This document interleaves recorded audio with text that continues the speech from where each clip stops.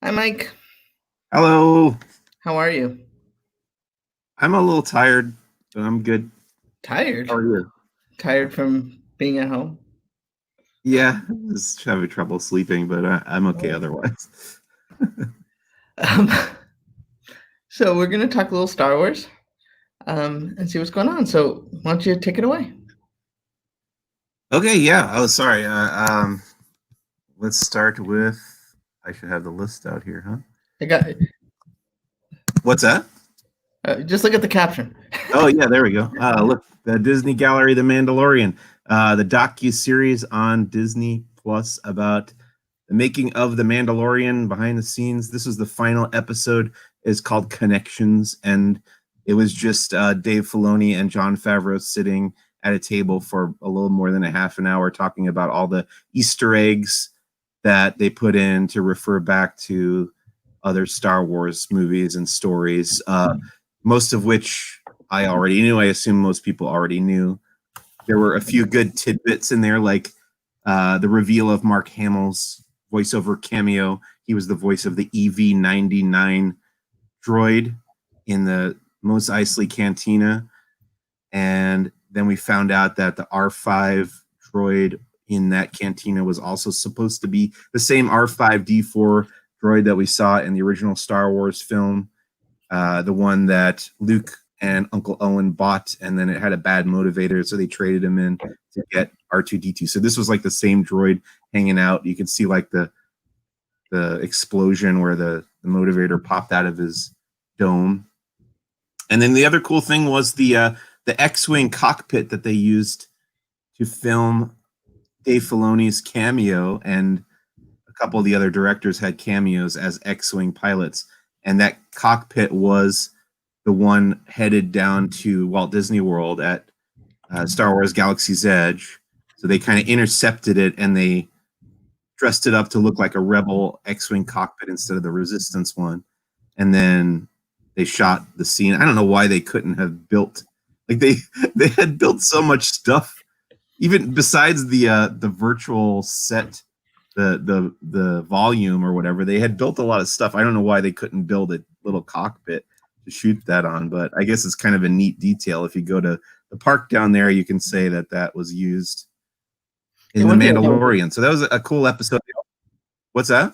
one thing I thought was cool is not in this episode, but the one that where they focus on the 501st is like all their costumes are now considered like screen used because Yeah, that was this episode. That was Okay. the end of this episode. They talked about how they didn't have enough stormtrooper costumes for the production of those last couple episodes. They wanted, I think they had 30 ready to go, and they wanted like 50 or more stormtroopers in that scene. So they had to call, Dave Filoni's an honorary member of the 501st Stormtrooper Legion, and I think after this, Jon Favreau has been inducted as well. But they called up their buddies and they came in there.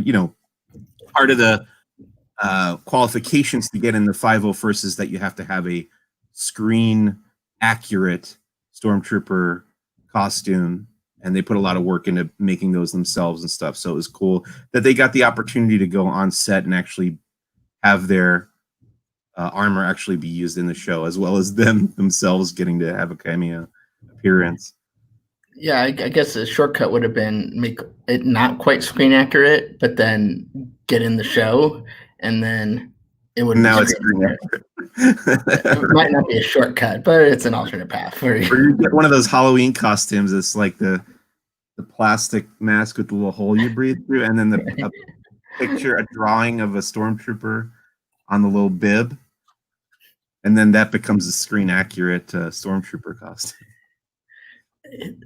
So I guess there was one big sort of shocker in the episode, and then out of the episode was another sort of shocker regarding Luke himself, huh?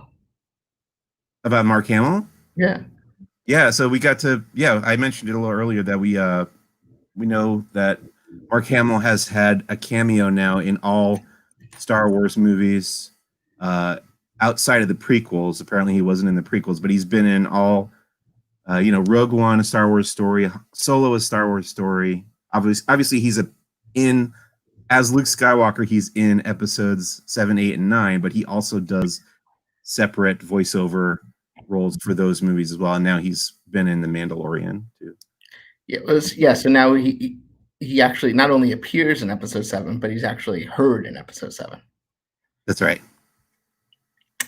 So Cool. Yeah, correct. So Luke doesn't have any lines, but whatever character he plays in that movie does. Disney Gallery, The Mandalorian looks back, but we got some new Star Wars content this week from our friends at Marvel. You want to talk a little bit about this? Yeah, this is the first comic book issue to come out since May the 4th. Star Wars Day, they put out Dr. Aphra #1, and then, because of the long delay due to the pandemic, we haven't had a lot of Star Wars comics in a while. So we got issue #3 finally of Bounty Hunters, which is continuing the story of a bunch of these different bounty hunters after the events of The Empire Strikes Back. There's the cover there. They're searching for this other bounty hunter who betrayed them on a mission years prior, and now there's a bounty out on her head, and they're all kind of separately going after her. It kind of reminds me a little bit of It's a Mad, Mad, Mad, Mad World. The plot of that movie with just a bunch of people like chasing after the same thing, but less comical, obviously. And you can see Bosk is on the cover there fighting against Baylor Valance, who is a character introduced in the old 1970s Star Wars comics from Marvel. And he wasn't canon for a long time, and then they reintroduced him to the canon recently. So this issue is mostly about a fight between those two characters. Is pretty fun. Speaking of Bosk, if I'm reading the scroll on the bottom here correctly, there's a podcast called Who's the Bosk? Yeah. I'm 18 episodes in. If you don't know about it yet, I started a podcast, a Star Wars podcast for Laughing Place called Who's the Bosk, and I have a different guest on every week. This week's guest is an author by the name of Alexander Freed, who wrote he's written a few Star Wars novels, but his new one out this week is called Star Wars Shadowfall, an Alphabet Squadron novel. It's a sequel to last year's Alphabet Squadron novel, and both of them are really great. And when I finished this most recent one, I knew I had to talk to this guy, and I reached out, and they were kind enough to arrange an interview with him. So I talked with him over the phone for like 35 minutes, and that's on this week's episode of Who's the Bosk. I also transcribed that interview, and you can go and read that right now on laughingplace.com. Cool. So that book just came out, but we've been waiting for this one for a while. Yeah. We got a little bit of an update, huh?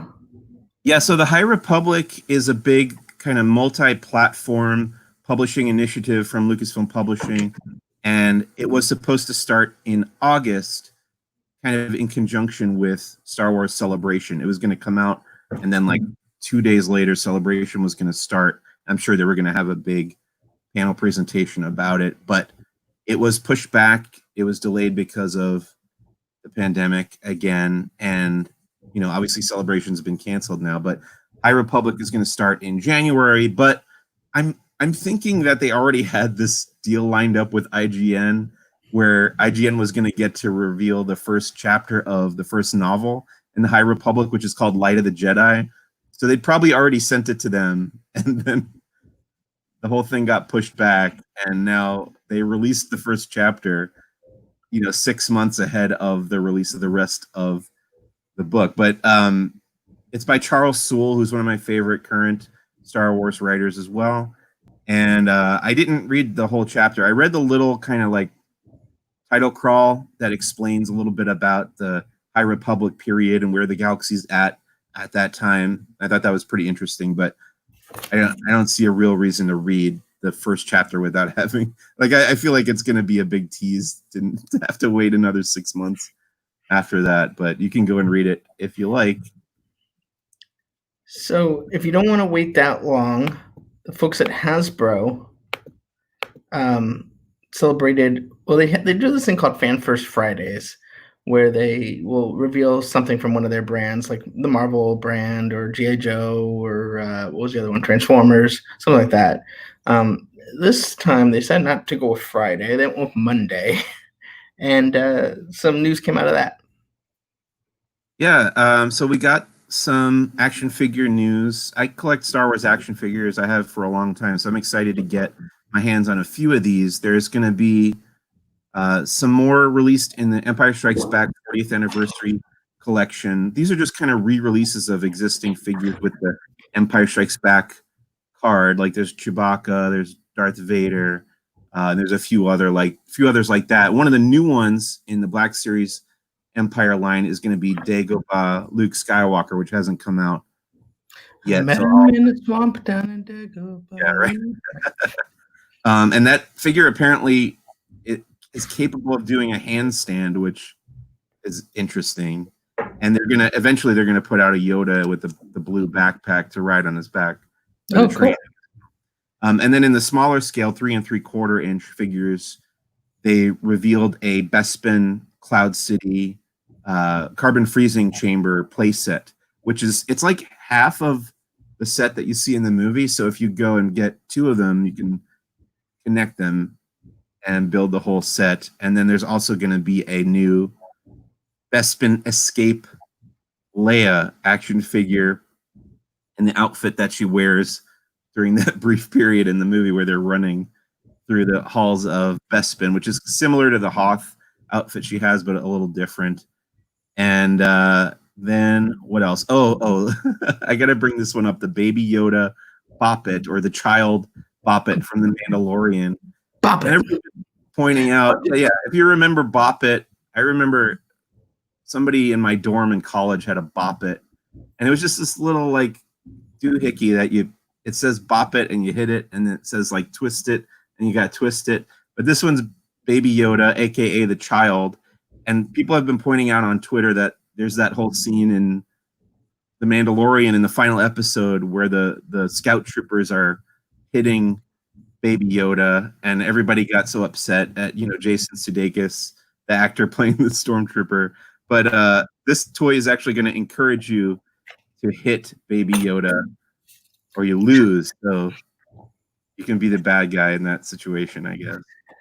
Yeah, it's an interesting. I mean, I love Boppet, but it seems an interesting way to go with character-based Boppet. But and the other thing from Hasbro is they revealed that they're working on another HasLab project. They didn't say what it was or what it's going to be, but the other big one that came out, how long ago was that? A couple years ago, I guess now, or a year and a half ago, was the Jabba's sail barge, the Katana, which I did a nice big review of on the Laughing Place YouTube channel and laughingplace.com. But this is going to be, I'm assuming it's going to be another large scale vehicle or playset in that 3 3/4 inch scale, which is pretty cool. That sail barge is so huge and so detailed. I can't help but get excited about it, even though I have no room for it. But it's very cool that stuff like that exists for sure. I gotta share this comment regarding Boppet. She was expecting toss it and tickle it. Toss it, yeah. Protect it. Or monetize it. So moving right along, our folks at Regal Robot had some other things to share. I think we got a picture of one right here. Yeah, there's another episode of Who's the Boss where I talked to Tom Spina, who's the founder of Regal Robot, this company that makes really cool Star Wars merch and decor for your home. This is the next release in a series of deluxe magnet sets that they're doing. They did one with actually Baby Yoda and IG-88 that kind of goes together, combines, and you can put it on your fridge. And this one is a new one celebrating the 40th anniversary of The Empire Strikes Back, and it's got Darth Vader as pictured in his like meditation chamber in Empire, where the helmet gets lowered down onto his head. So you can have it off, or you can put it on your fridge. I guess this is pretty cool. It was released for Father's Day. They called it "I Am Your Father's Day," which is a new one to me. I feel like every year there's a new holiday for Star Wars. Yeah, I think about that scene. I'll save the discussion for when I'm ever a guest on your podcast, but that scene plays a pivotal role in my Star Wars history. Oh, yeah? Okay. Well, I got to remember that. Assuming I'm ever invited. Of course. Yeah, you're on the list. So going back to Bop It, Rebecca said this earlier, toss it and tickle it, but she also has this one. That was one thing that kept coming out during the promotion for The Mandalorian Season 1, where people behind the scenes kept saying, I know the name of Baby Yoda, the real name. And then we never found out in Season 1. So it's like, oh, you got to wait at least another year to find out the name. So if they don't want us calling it Baby Yoda, they should have told us that the thing's actual real name, because what else are you going to call it? The child is just an awkward thing. I think the official Disney nomenclature is the child, affectionately known as Baby Yoda. Right. That sure seems to be what they're saying now, yeah. But we do have good news that all the work that needed to be done on The Mandalorian pre-pandemic was done, so they're just in post, which they can do remotely. So they're expected to make their Target Season 2 debut. So in an era where it seems like we're running on fumes when it comes to content, glad at least we'll have more Baby Yoda, affectionately known as the child. Right. So thanks. What do you got coming up this week? Mike, anything going on in the wonderful world of Star Wars? I can't think of anything. I don't know. I'm going to catch up on Jedi Temple Challenge because I missed the last couple episodes. The asset, yeah. You do have coming up soon. You'll have a review, and we don't know exactly when it will arrive, but of the Traveler's Guide to Batuu, right? Yeah, so the guy who wrote the Star Wars Book of Lists, which I just reviewed on Laughing Place YouTube and laughingplace.com, he also wrote a book called Star Wars Galaxy's Edge, A Traveler's Guide to Batuu, which is like an in-universe guide to Black Spire Outpost and all the stuff that you would see there when you eventually can go back to the theme parks and revisit that land. So hopefully we'll get a review copy of that soon. I'm also going on our friend Jeff DePauli's podcast, Disney Coast to Coast, to talk about that very book. So you can look forward to that as well. Great. So just want to let everyone know, thanks so much for joining us. Don't forget, tomorrow at 7:30, we got Disney Trivia Live with Doobie and Gideon, and we'll have a full slate. Star Wars quiz. Oh, there you go. Star Wars quotes. Star Wars quotes. That I wrote. I hate sand. That's not in there. Okay. That's the most famous Star Wars quote of all. Is that why it was too obvious? Well, I wrote a bunch of these quizzes for the Disney Trivia Live. I think I've done like 4 or 5 so far. But I discovered that my favorite thing to do was to take a fictional song or a real song. Because like there's the Muppet song, It Ain't Easy Being Green or whatever. Mm-hmm. And my favorite type of question to write was like, which of these is a lyric from this song? Because I just enjoyed coming up with the fake lyrics so much. So I was like, what can I do that's along those lines? So I thought, okay, we'll do Star Wars quotes. These are all quotes from the original trilogy. And it's like, complete the quote. And I have like a blank space, or I'll have like, what's the next line? And then 3 of them are fake that I made up. And then 1 of them is the real one. So it's going to be a fun time Saturday evening at 7:30 p.m. Pacific. Sounds good. Well, I don't know if we'll be doing this next week because the holiday kind of depends on if there's anything to talk about.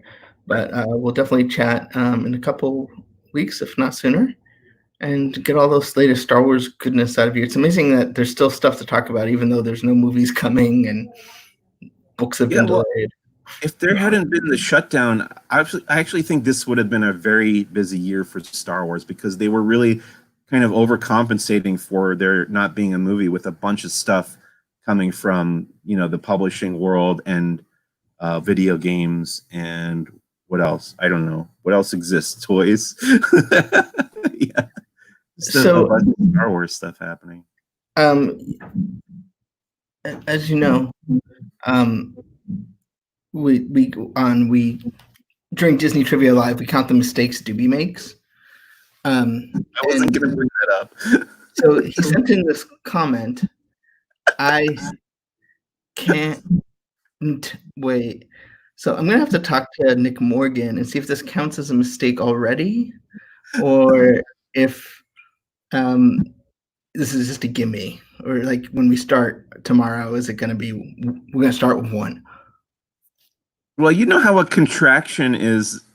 You take out a letter and then the apostrophe like takes the place of that letter. So I figure there's also an N missing there where that apostrophe is. So it kind of works, right? If you cannot wait, there's also another N missing. So I'll give him that. I'll give him that one. I think you're being very generous. So as always, may the force be with you, Mike, and I'll talk to you soon. The force be with you. I'll get some sleep before the next one, I promise.